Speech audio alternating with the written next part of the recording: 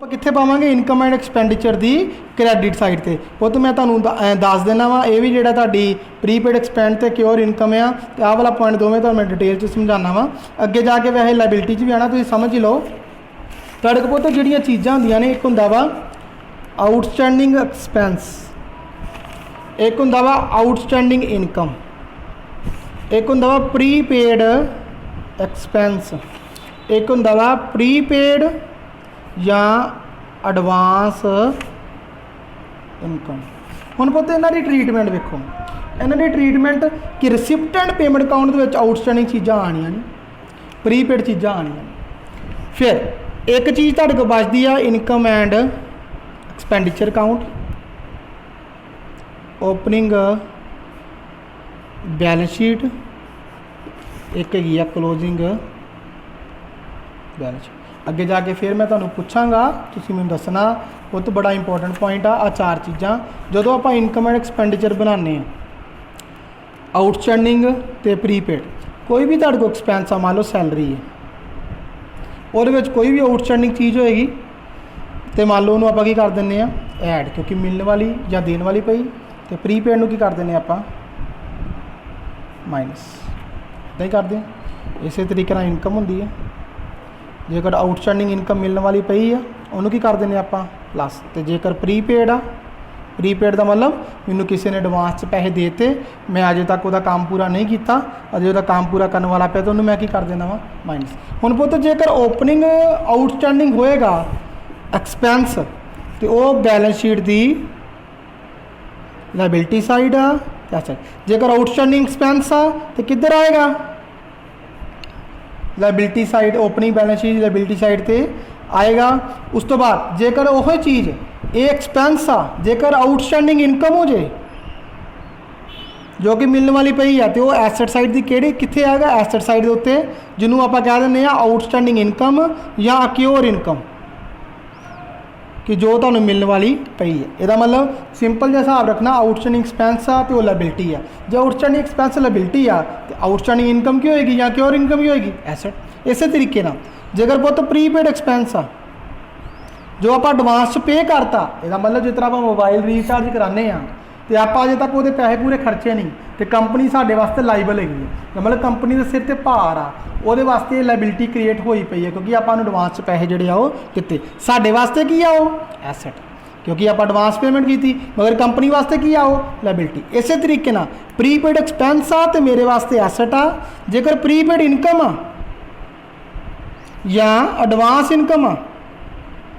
तो मेरे वास्ते की बन जाती है लाइबिलिटी, क्योंकि पुत मैं जेकर प्रीपेड एक्सपेंस पे किए तो मैं किए मेरी एसेट बन गई, मगर जेकर किसी बंदे नूं प्रीपेड इनकम मिली, मैं पे किए मेरा खर्चा उन्होंने मिली, उन्होंने की है इनकम, तो वो वास्ते की हो सकती है लाइबिलिटी, क्योंकि उन्हें अजे तक वो काम नूं पूरा नहीं किया, उन्हें जिन्ने एडवांस पैसे फड़े सी वह काम पूरा नहीं किया। जे मैं कहना कि मैं अगे काम नहीं करवाना तुहाडे कोल, तुसीं पैसे वापस करो, तो इसदा मतलब उन्होंने लाइबिलिटी जिहड़ी उहदी क्रिएट हुई है उन्होंने पैसे वापस करने पैणगे। इसदा मतलब चारे चीज़ों का ध्यान रखो, सौखा जिहा हिसाब। आउटस्टैंडिंग एक्सपेंस जेकर इधर आते हैं तो आउटस्टैंडिंग इनकम तुहाडी इधर आएगी, जेकर प्रीपेड एक्सपेंस तुहाडे इधर आते हैं तो प्रीपेड इनकम तुहाडी इधर आएगी। इसदा मतलब की होया कि जेकर इसका क्रेडिट बैलेंस आ तो आउटस्टैंडिंग इनकम का की हो गया डेबिट बैलेंस, जो प्रीपेड एक्सपेंस का डेबिट बैलेंस आ तो प्रीपेड इनकम का की हो गया तुहाडा क्रेडिट बैलेंस। तो तुसीं नाम तो वेखो क्रेडिट इनकम हुंदी आ, डेबिट एक्सपेंस हुंदे, इसदा मतलब ये पता लग गया। इस तरीके नाल पुत क्लोजिंग बैलेंस शीट जो भी क्लोजिंग आउटस्टैंडिंग इनकम होएगी closing balance sheet,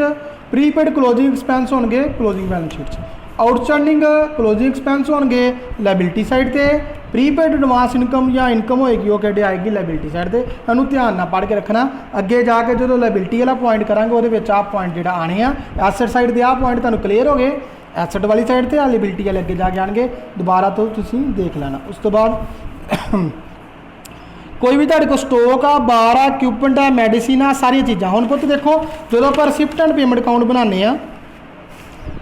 receipt and payment account बनाने आ, ਉਹਦੇ ਵਿੱਚ ਆਪਾਂ ਜਦੋਂ भी कोई मैडिसिन खरीदी, कोई भी आप मान लो बार स्टेशनरी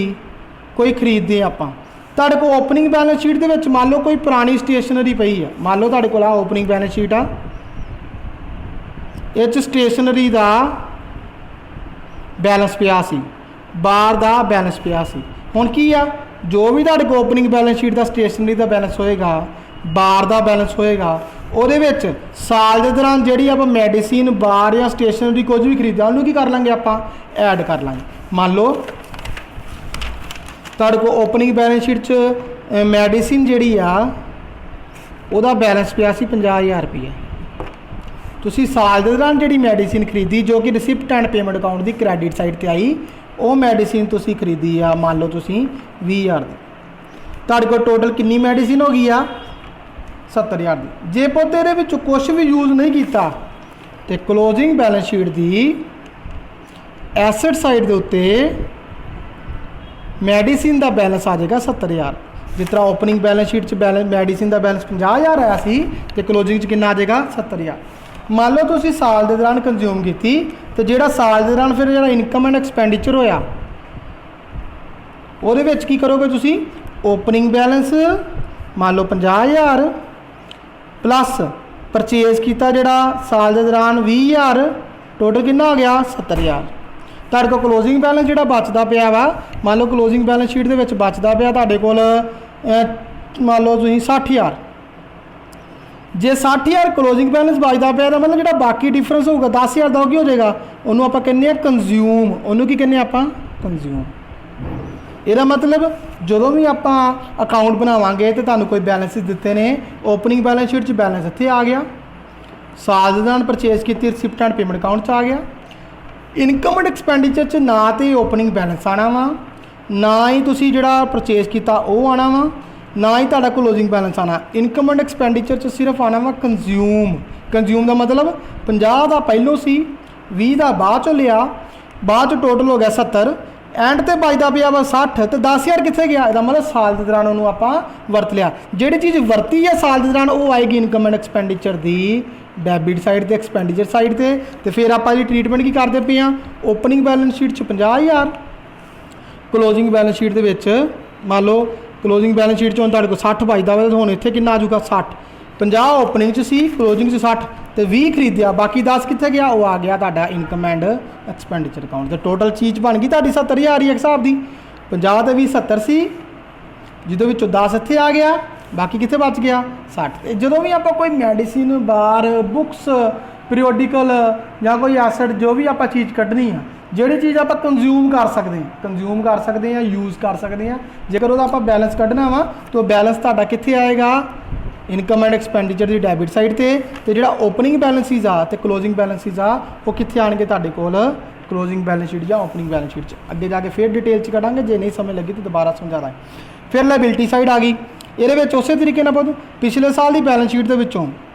कोई भी लोन आ या कोई भी चीज़ हैगी आ उन्होंने आप एज इट इज़ उतार लैंदे आ नैक्सट लायबिलिटी साइड ते। फिर अगे बहुत आ गया तुहाडे कोल देखो तुसीं कैपिटल रिसिप्ट लाइक डोनेशन तुहानूं दस्सिया सी डोनेशन जिस तरह कोई स्पैसीफिक बिल्डिंग वास्ते देती कोई पवेलियन कोई आप मान लो ग्राउंड बनानी है पवेलियन बनाना है स्कॉलरशिप वास्ते देती है स्पैसीफिक जिन्नियां भी स्पैसीफिक डोनेशन होणगियां ਜਾਂ कोई भी डोनेशन जी कि पर्टिकुलर चीज़ वास्ते दी सारियां लायबिलिटी साइड के उत्ते जिहड़ियां वो आंदियां ने क्योंकि एक गल होर याद रखनी जिन्ने भी फंड होणगे कोई भी फंड आ कैपिटल फंड आ एंडोमेंट फंड आ स्पोर्ट्स फंड आ बिल्डिंग फंड आ इक्विपमेंट कोई भी फंड आ इलैक्शन फंड आ प्राइज फंड आ सारे दे सारे लायबिलिटी साइड ते आने फंड जिन्ने भी होणगे सारे लायबिलिटी साइड ते आणगे। डोनेशन हो गई ये सारिया चीज़ां किधर आनियां तुहाडियां एक तरह दियां लायबिलिटी साइड ते आणगियां। कोई भी इनकम आप रिसीव करते पे हाँ एडवांस आउटस्टैंडिंग एक्सपेंस आ उन्होंने लायबिलिटी साइड ते पाने मैं तुहानूं पहलों दस चुकिया वा जो मैं कहा भी एसेट का तुहानूं इत्थे दसता तो लायबिलिटी का तुहानूं मैं दोबारा दस देना वा कि जो भी तुहाडे आउटस्टैंडिंग एक्सपेंस ने जो लायबिलिटी साइड ते आंदे ने तो एसेट साइड ते की आएगा आउटस्टैंडिंग इनकम जिन्ने भी तुहाडे एक्सपेंस ने प्रीपेड वो एसेट साइड ते आंदे ने तो जिन्ने भी प्रीपेड इनकम होगी वो किहड़ी साइड ते आएगी तुहाडी फिर लायबिलिटी साइड ते वही लिखिया वा एडवांस इनकम इहदा मतलब लायबिलिटी साइड ते आउटस्टैंडिंग एक्सपेंस इहदा मतलब लायबिलिटी साइड जो ओपनिंग नाल रिलेटेड आ तो ओपनिंग बैलेंस शीट च जेकर क्लोजिंग नाल रिलेटेड आ तो क्लोजिंग बैलेंस शीट दे विच जिहड़ा वो आएगा। फिर कोई भी तुहाडे कोल ऐसी चीज़ हैगी आ जो कि ओपनिंग बैलेंस शीट नाल रिलेटेड हैगी आ कोई भी लायबिलिटी उन्होंने ओपनिंग बैलेंस शीट च पाना वा कोई भी क्लोजिंग नाल रिलेटेड तो क्लोजिंग बैलेंस शीट च पाना। अगे बहुत आएंगे life membership fees legacy entrance fees बड़े ध्यान नाल सुनना ये पॉइंट नूं ਜਿਹੜੇ ਪੁੱਤ ਪੁਆਇੰਟਸ ਹੈਗੇ ਨੇ ਕੁਛ ਅੱਗੇ ਜਾ ਕੇ ਆ ਵੇਖੋ ਤੁਹਾਡੇ ਕੋਲ ਆ ਹੀ ਜਾਣੇ ਪਰਟੀਕੂਲਰ ਆਈਟਮਸ ਦੇ ਵਿੱਚ ਹੈਗਾ ਵਾ। ਤੁਸੀਂ ਧਿਆਨ ਨਾਲ ਸੁਣੋ, ਜਿਹੜੀ ਲਾਈਫ ਮੈਂਬਰਸ਼ਿਪ ਫੀਸ ਨਾਮ ਤੋਂ ਕਲੀਅਰ ਆ। ਲਾਈਫ ਮੈਂਬਰ ਦਾ ਮਤਲਬ ਹੁੰਦਾ ਸਾਰੀ ਜ਼ਿੰਦਗੀ ਵਾਸਤੇ ਪੈਸਾ ਇੱਕੋ ਵਾਰੀ ਦੇ ਦਿੱਤਾ ਕਿ ਆਪਾਂ ਪੂਰੀ ਜ਼ਿੰਦਗੀ ਵਾਸਤੇ ਮੈਂਬਰ ਜਿਹੜੇ ਆ ਉਹ ਬਣੇ ਰਹੀਏ। ਜੇ ਆਪਾਂ ਪੂਰੀ ਜ਼ਿੰਦਗੀ ਵਾਸਤੇ ਮੈਂਬਰ ਬਣੇ ਰਹਿੰਦੇ ਆ ਤੇ ਇਹਦਾ ਮਤਲਬ ਫਿਰ ਕੈਪੀਟਲ ਨੇਚਰ ਦਾ ਹੋ ਗਿਆ, ਤੇ ਇਹਨੇ ਫਿਰ ਕਿੱਥੇ ਆਣਾ ਵਾ ਤੁਹਾਡਾ ਕਲੋਜ਼ਿੰਗ ਬੈਲੈਂਸ ਸ਼ੀਟ। ਜੇ ਓਪਨਿੰਗ ਲਾਈਫ ਮੈਂਬਰਸ਼ਿਪ ਫੀਸ ਆ ਓਪਨਿੰਗ ਬੈਲੈਂਸ ਸ਼ੀਟ 'ਚ, ਜੇਕਰ ਕਲੋਜ਼ਿੰਗ ਆ ਤੇ ਕਲੋਜ਼ਿੰਗ ਦੇ ਵਿੱਚ ਆਏਗੀ ਕਿਹੜੀ ਸਾਈਡ ਤੇ, ਲਾਇਬਿਲਿਟੀ ਸਾਈਡ ਤੇ। ਲੈਗੇਸੀ, ਕੋਈ ਬੰਦਾ ਮਰ ਗਿਆ ਇੱਕੋ ਵਾਰੀ ਮਰਨਾ, ਜਿਹੜਾ ਨਾਮ ਦੇ ਉੱਤੇ ਵਿਲ ਦੇ ਉੱਤੇ ਲਿਖ ਗਿਆ ਇੱਕੋ ਵਾਰੀ ਮਿਲਣਾ, ਉਹ ਵੀ ਕਿੱਧਰ ਆਏਗਾ ਤੁਹਾਡਾ ਲਾਇਬਿਲਿਟੀ ਸਾਈਡ ਤੇ। ਐਂਟਰੈਂਸ ਫੀਸ, ਐਂਟਰੈਂਸ ਫੀਸ ਦਾ ਮਤਲਬ ਹੁੰਦਾ ਵਾ ਕਿ ਆਪਾਂ ਕਿਸੇ ਮੈਂਬਰ ਬਣਨਾ ਚਾਹੁੰਦੇ ਹਾਂ ਆਰਗੇਨਾਈਜੇਸ਼ਨ ਦਾ, ਤੇ ਐਂਟਰ ਕਰਦੇ ਹਾਂ ਆਪਾਂ ਐਂਟਰੈਂਸ ਵਾਸਤੇ, ਉਹਦੇ ਵਾਸਤੇ ਜਿਹੜਾ ਪੈਸਾ ਪੇ ਕਰਦੇ ਹੋ ਉਹ ਵੀ ਇੱਕ ਤਰ੍ਹਾਂ ਦੀ ਤੁਹਾਡੀ ਲਾਇਬਿਲਿਟੀ ਸਾਈਡ ਦੇ ਉੱਤੇ ਜਿਹੜਾ ਵਾ ਓਪਨਿੰਗ ਬੈਲੈਂਸ ਆ ਤੇ ਓਪਨਿੰਗ ਬੈਲੈਂਸ ਸ਼ੀਟ 'ਚ, ਕਲੋਜ਼ਿੰਗ ਬੈਲੈਂਸ ਆ ਤੇ ਕਲੋਜ਼ਿੰਗ ਬੈਲੈਂਸ। ਮਗਰ ਪੁੱਤ ਕਈ ਬੁੱਕਸ ਦੇ ਵਿੱਚ ਜਾਂ ਕਈ ਲੋਕ ਜਿਹੜੇ ਨੇ ਉਹ ਲੈ ਕੇ ਚੱਲਦੇ ਕਿ ਐਂਟਰੈਂਸ ਫੀਸ ਜਿਹੜੀ ਆ ਉਹ ਰੈਵਨਿਊ ਨੇਚਰ ਦੀ ਹੈ। ਰੈਵਨਿਊ ਦਾ ਮਤਲਬ ਇਹਨੂੰ ਬੈਲੈਂਸ ਸ਼ੀਟ 'ਚ ਨਹੀਂ ਆਉਣਾ ਚਾਹੀਦਾ, ਇਹਨੂੰ ਇਨਕਮ ਐਂਡ ਐਕਸਪੈਂਡੀਚਰ 'ਚ ਆਉਣਾ ਚਾਹੀਦਾ ਵਾ। ਮਗਰ ਪੁੱਤ ਇਹ ਚੀਜ਼ ਨੂੰ ਤੁਸੀਂ ਧਿਆਨ 'ਚ ਰੱਖਣਾ ਵਾ ਕਿ ਐਂਟਰੈਂਸ ਫੀਸ ਦੇ ਨਾਲ ਜੇਕਰ ਕੁਝ ਕਿਹਾ ਵਾ ਕਿ ਆਪਾਂ ਲਿਖਿਆ ਉਹਨੇ ਕਿ ਕੈਪੀਟਲ ਨੇਚਰ ਦੀ ਹੈਗੀ ਆ ਤੇ ਫਿਰ ਕੱਲੀ ਬੈਲੈਂਸ ਸ਼ੀਟ 'ਚ, ਜੇ ਉਹਨੇ ਕਿਹਾ ਵਾ ਕਿ ਰੈਵਨਿਊ ਨੇਚਰ ਦੀ ਹੈਗੀ ਤੇ ਕੱਲੀ ਇਨਕਮ ਐਂਡ ਐਕਸਪੈਂਡੀਚਰ 'ਚ, ਜੇਕਰ ਨਹੀਂ ਕੁਝ ਕਿਹਾ ਫਿਰ ਇੱਕ ਪੁਆਇੰਟ ਨੂੰ ਬੜੇ ਧਿਆਨ ਦੇ ਨਾਲ ਵੇਖਣਾ ਵਾ ਕਿ ਜੇਕਰ ਤੁਹਾਨੂੰ ਐਂਟਰੈਂਸ ਫੀਸ ਬਾਰੇ ਕੁਝ ਵੀ ਨਹੀਂ ਕਿਹਾ ਤੇ ਤੁਸੀਂ ਇਸ ਐਂਟਰੈਂਸ ਫੀਸ ਨੂੰ ਕੰਪੇਅਰ ਕਰਨਾ ਵਾ ਸਬਸਕ੍ਰਿਪਸ਼ਨ ਦੇ ਨਾਲ। ਤੁਹਾਨੂੰ ਮੈਂ ਦੱਸਿਆ ਸੀ ਕਿ ਸਬਸਕ੍ਰਿਪਸ਼ਨ ਇਸ ਚੈਪਟਰ ਦੀ ਸਭ ਤੋਂ ਇੰਪੋਰਟੈਂਟ ਚੀਜ਼ ਆ। ਜੇਕਰ ਸਬਸਕ੍ਰਿਪਸ਼ਨ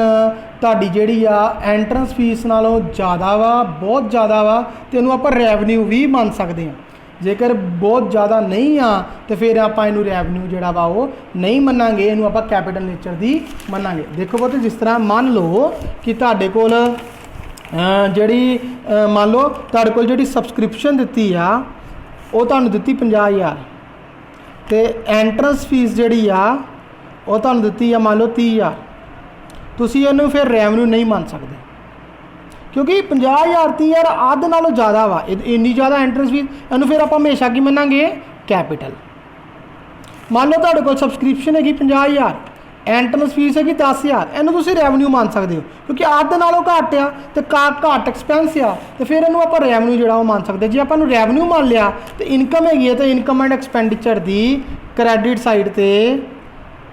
ਐਂਟਰੈਂਸ ਫੀਸ ਜਿਹੜੀ ਆ ਤੁਹਾਡੀ ਉਹ ਆ ਜਾਏਗੀ। ਜੇਕਰ ਇਹਦਾ ਡਿਫਰੈਂਸ ਜਿਸ ਤਰ੍ਹਾਂ ਮੰਨ ਲਓ 50,000 ਆ ਤੇ ਇੱਥੇ 25,000 ਐਂਟਰੈਂਸ ਫੀਸ ਹੈਗੀ ਹੈ ਤੇ ਆਪਾਂ ਇਹਨੂੰ ਕੈਪੀਟਲ ਮੰਨਾਂਗੇ। ਜੇ 50,000 ਆ ਤੇ ਐਂਟਰੈਂਸ ਫੀਸ 20,000 ਆ ਤੇ ਆਪਾਂ ਇਹਨੂੰ ਰੈਵਨਿਊ ਵੀ ਮੰਨ ਸਕਦੇ ਹਾਂ। ਜੇਕਰ ਮੰਨ ਲਓ 40,000 ਆ ਤੇ ਫਿਰ ਆਪਾਂ ਇਹਨੂੰ ਕੈਪੀਟਲ ਹੀ ਮੰਨਾਂਗੇ। ਕੁਐਸਚਨ 'ਚ ਜੇਕਰ ਦਿੱਤਾ ਵਾ ਵੀ ਇਹ 'ਚੋਂ ਆਪਾਂ ਮੰਨ ਲਓ 50,000 ਹੈਗੀ ਸਬਸਕ੍ਰਿਪਸ਼ਨ, ਕੁਐਸਚਨ 'ਚ ਜੇ ਦੇ ਹੀ ਦਿੱਤਾ ਮੰਨ ਲਓ ਕਿ ਐਂਟਰੈਂਸ ਫੀਸ 30,000 ਵਿੱਚੋਂ 50% ਰੈਵਨਿਊ ਤੇ 50% ਕੈਪੀਟਲ, ਫਿਰ ਤੇ ਪੁੱਤ ਆਪਾਂ 15,000 ਰੁਪਇਆ ਇਨਕਮ ਐਂਡ ਐਕਸਪੈਂਡੀਚਰ 'ਚ ਪਾ ਦਾਂਗੇ ਤੇ 15,000 ਲਾਇਬਿਲਿਟੀ ਸਾਈਡ ਤੇ। ਜੇ ਕੁਝ ਨਾ ਦੱਸਿਆ ਹੋਵੇ ਤਾਂ ਫਿਰ ਕੰਪੇਅਰ ਕਰਨਾ ਹਮੇਸ਼ਾ ਸਬਸਕ੍ਰਿਪਸ਼ਨ ਨੂੰ। ਜੇਕਰ ਸਬਸਕ੍ਰਿਪਸ਼ਨ ਨਾਲ ਕੰਪੇਅਰ ਕਰਾਂਗੇ, ਜੇਕਰ ਸਬਸਕ੍ਰਿਪਸ਼ਨ ਨਾਲ ਬਹੁਤ ਘੱਟ ਆ ਤਾਂ ਰੈਵਨਿਊ ਮੰਨ ਲਾਂਗੇ, ਜੇਕਰ ਅੱਧ ਨਾਲੋਂ ਜ਼ਿਆਦਾ ਵਾ ਜਾਂ ਅੱਧ ਆ ਤਾਂ ਫਿਰ ਆਪਾਂ ਨੂੰ ਕੈਪੀਟਲ ਜਿਹੜੀ ਮੰਨ ਕੇ ਚੱਲਾਂਗੇ। ਧਿਆਨ ਨਾਲ ਨੋਟ ਕਰ ਲਓ। ਫਿਰ ਪੁੱਤ ਅੱਗੇ ਉਸ ਤੋਂ ਬਾਅਦ capital fund according to previous year balance sheet. ਜੇ ਪਿਛਲੇ ਸਾਲ ਦਾ ਕੋਈ ਵੀ ਬੈਲੈਂਸ ਤੁਹਾਡੇ ਕੋਲ ਹੈਗਾ ਵਾ, ਕੈਪੀਟਲ ਫੰਡ ਹੈਗਾ ਵਾ, ਤੇ ਮੈਂ ਤੁਹਾਨੂੰ ਦੱਸਿਆ ਕਿ ਜੇ ਕਈ ਵਾਰੀ ਨਹੀਂ ਦਿੱਤਾ ਤੇ ਓਪਨਿੰਗ ਬੈਲੈਂਸ ਸ਼ੀਟ ਤੋਂ ਕੱਢ ਲੈਂਦੇ ਆ, ਤੇ ਜੇਕਰ ਆਲਰੇਡੀ ਦਿੱਤਾ ਵਾ ਜੋ ਪਿਛਲੇ ਸਾਲ ਦਾ ਕੈਪੀਟਲ ਫੰਡ ਹੋਏਗਾ ਉਹਨੂੰ ਕਲੋਜ਼ਿੰਗ ਬੈਲੈਂਸ ਸ਼ੀਟ 'ਚ ਆਪਾਂ ਲਿਖ ਲਾਂਗੇ। ਜੋ ਵੀ ਇਸ ਸਾਲ ਆਪਾਂ ਸਰਪਲਸ ਕਮਾਇਆ, ਜੋ ਵੀ ਆਪਾਂ ਮੰਨ ਲਓ ਤੁਸੀਂ ਕੋਈ ਡੈਫੀਸ਼ੀਐਂਸੀ ਕਮਾਈ, ਉਹਦੀ ਆਪਾਂ ਇਹਦੇ ਵਿੱਚ ਜਿਹੜੀ ਆ ਉਹ ਟਰੀਟਮੈਂਟ ਕਰ ਦਾਂਗੇ। ਜੇਕਰ ਤੁਹਾਡੇ ਕੋਲ ਕੋਈ ਵੀ ਸਰਪਲਸ ਹੈਗਾ ਵਾ ਤੇ ਆਪਾਂ ਕੈਪੀਟਲ ਫੰਡ ਦੇ ਵਿੱਚ ਐਡ ਕਰ ਦਾਂਗੇ। ਜੇਕਰ ਕੋਈ ਵੀ ਤੁਹਾਡੇ ਕੋਲ ਮੰਨ ਲਓ ਡੈਫੀਸ਼ੀਐਂਸੀ ਹੈ ਤਾਂ ਉਹਨੂੰ ਉਹਦੇ ਵਿੱਚੋਂ ਆਪਾਂ ਕਰ ਦਾਂਗੇ ਮਾਈਨਸ। ਤੇ ਬਹੁਤਾ ਤੁਹਾਡੇ ਕੋਲ ਸਪੈਸੀਮੈਨ ਦਿੱਤਾ ਵਾ ਬੈਲੈਂਸ ਸ਼ੀਟ ਦਾ, ਇਹਨੂੰ ਧਿਆਨ ਦੇ ਨਾਲ ਤੁਸੀਂ ਪੜ੍ਹਨਾ ਵਾ। ਦੇਖੋ ਕੈਪੀਟਲ ਫੰਡ ਦਿੱਤਾ ਵਾ, ਓਪਨਿੰਗ ਬੈਲੈਂਸ ਜੋ ਵੀ ਤੁਹਾਡੇ ਕੋਲ ਓਪਨਿੰਗ ਬੈਲੈਂਸ ਸ਼ੀਟ ਤੋਂ ਆਇਆ, ਕੋਈ ਵੀ ਸਰਪਲਸ ਆ, ਬਿਲਡਿੰਗ ਫੰਡ ਆ, ਸਾਰੀਆਂ ਚੀਜ਼ਾਂ ਨੂੰ ਆਪਾਂ ਇਹਨਾਂ 'ਚ ਜਿਹੜਾ ਉਹ ਜੋੜੀ ਜਾਂਦੇ ਆ। ਸਪੈਸੀਫਿਕ ਡੋਨੇਸ਼ਨ ਆ ਗਈ, ਪ੍ਰਾਈਜ਼ ਡਿਸਟਰੀਬਿਊਸ਼ਨ, ਜੇਕਰ ਕੋਈ ਵੀ ਤੁਹਾਡੇ ਕੋਲ ਪੈਸਾ ਪਿਆ ਵਾ ਪੁਰਾਣਾ ਫੰਡ ਦਾ ਉਹ ਵਿੱਚ ਆ ਜਾਏਗਾ, ਉਹਦੇ ਥਰੂ ਕੋਈ ਇਨਕਮ ਆਈ ਐਡ ਕਰਦੀ, ਸਾਰਾ ਕੁਝ ਕਰਦਾ ਆਪਾਂ। ਫੰਡ ਕੋਈ ਵੀ ਹੋਇਆ ਆ ਗਿਆ, ਕੋਈ ਲਾਈਫ ਮੈਂਬਰਸ਼ਿਪ ਫੀਸ ਹੈ, ਐਂਟਰੈਂਸ ਫੀਸ ਹੈ, ਲੈਗੇਸੀ, ਸਾਰਾ ਕੁਝ ਆ ਗਿਆ। Furniture, equipment, library, books, liability table, bar stock ਦਾ ਕਲੋਜ਼ਿੰਗ ਬੈਲੈਂਸ, ਸਟੇਸ਼ਨਰੀ ਦਾ, ਮੈਡੀਸਿਨ ਦਾ, ਰਿਫਰੈਸ਼ਮੈਂਟ ਦਾ, ਇਹ ਸਾਰੇ ਕਲੋਜ਼ਿੰਗ ਬੈਲੈਂਸਿਸ ਜਿਹੜੇ ਨੇ ਕਲੋਜ਼ਿੰਗ ਬੈਲੈਂਸ ਸ਼ੀਟ ਦੇ ਵਿੱਚ ਤੁਹਾਡੇ ਉਹ ਆਉਣਗੇ। ਆਪਾਂ ਡੋਨੇਸ਼ਨ ਦੀ ਕੋਈ ਵੀ ਪੁੱਤ ਇੱਕ ਹੋਰ ਚੀਜ਼ ਯਾਦ ਰੱਖਣੀ, ਕੋਈ ਵੀ ਫੰਡ ਹੋਵੇ ਜੇ ਫੰਡ ਗਿਵਨ ਹੈ ਉਹਦੇ ਨਾਲ ਤੇ ਫਿਰ ਬੈਲੈਂਸ ਸ਼ੀਟ ਦੇ ਵਿੱਚ ਤੇ ਉਹਦੀ ਇਨਕਮ ਵੀ ਇੱਥੇ ਆਊਗੀ, ਇਨਕਮ ਐਂਡ ਐਕਸਪੈਂਡੀਚਰ 'ਚ ਨਹੀਂ ਆਊਗੀ, ਤੇ ਐਕਸਪੈਂਸਿਸ ਵੀ ਦੀ ਟਰੀਟਮੈਂਟ ਵੀ ਇੱਥੇ ਹੀ ਜਿਹੜੀ ਆਪਾਂ ਕਰਾਂਗੇ। ਅਗਲੀ ਵੀਡੀਓ 'ਚ ਉਹਦੀ ਗੱਲ ਕਰਦੇ ਹਾਂ ਆਪਾਂ।